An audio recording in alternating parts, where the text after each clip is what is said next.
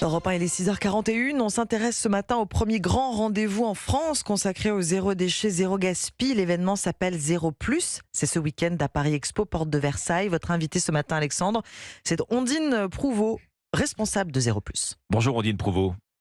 Bonjour. Zéro Plus, un événement qui veut incarner la consommation durable et la lutte contre le gaspillage. D'abord, première chose, c'est un rendez-vous grand public, c'est ouvert à tous. Tout à fait. C'est ouvert justement au grand public, aux particuliers qui souhaitent trouver des solutions pour consommer mieux et durable au quotidien. C'est un événement qui a été conçu et pensé pour eux. C'est donc la toute première édition de Zéro Plus, ouverture tout à l'heure. Qu'est-ce que vous allez proposer très concrètement aux visiteurs ? Alors très concrètement, ils vont pouvoir découvrir des produits proposés par une cinquantaine d'exposants qui sont la plupart du temps de jeunes entreprises innovantes qui vous donnent des solutions au quotidien pour essayer de consommer mieux, plus responsable et de moins gaspiller.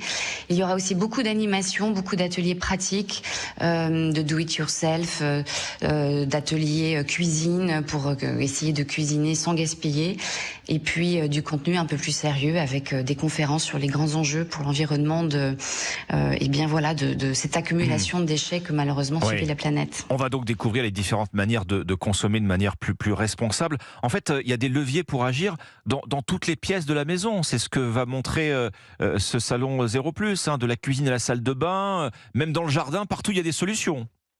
Mais bien sûr, partout il y a des solutions très simples. L'idée vraiment de Zéro Plus, c'est d'accompagner le public, de lui expliquer que c'est accessible à tout le monde, que ça peut être tout à fait ludique et sympathique, qu'on peut faire des économies en consommant mieux, en gaspillant moins déjà, tout simplement.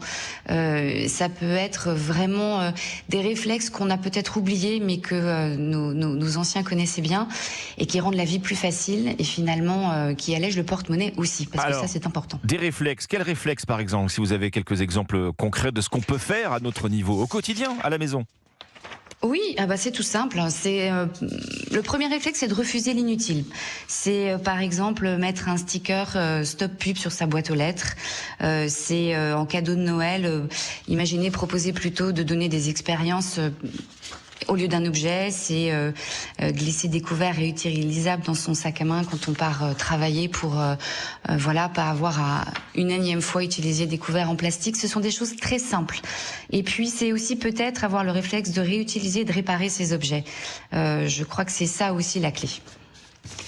Vous avez, Ondine Prouveau, avec Zéro Plus, tous les soutiens officiels. Je vois que l'événement est placé sous le haut patronage d'Emmanuel Macron, parrainé par Bercy, soutenu par le ministère de la Transition écologique. Oui, on est très heureux de ces nombreux soutiens et patronages qu'on a obtenus juste en présentant notre projet.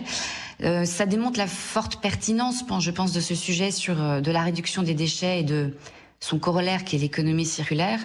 Les institutions politiques s'emparent enfin de ce sujet et on espère avec Zéro Plus apporter des idées, des solutions, en tout cas montrer que c'est possible sans perdre en qualité de vie, encore une fois. Alors, réduction des déchets, la France génère chaque année plus de 340 millions de tonnes de déchets, ça fait 5 tonnes de déchets par habitant, par Français. Ça veut dire qu'on a une grosse marge à la baisse, en fait, si on change nos habitudes de consommation, Ondine Prouveau. Oui, heureusement. À l'heure actuelle, vous avez tout à fait raison de mettre en avant ce chiffre qui est terrible. Et on sait que, par exemple, pour les 4 millions de tonnes de déchets plastiques chaque année, seulement 26% sont recyclés. 43 sont valorisés d'une manière ou d'une autre et 32% sont encore enfouis. Donc oui, il y a de la marge, il y a de quoi faire. Mais il y a encore une fois beaucoup d'entreprises, d'initiatives, qu'elles soient au niveau de l'État, des collectivités, des citoyens qui sont mises en place. Et je pense que l'état d'esprit des citoyens est en train de changer. Et c'est ça qui va permettre d'accélérer les choses. Alors vous parlez du plastique toute la semaine, on l'a vu, le siège de l'UNESCO à Paris a accueilli des discussions mondiales, 175 pays représentés en vue d'un traité contre la pollution plastique.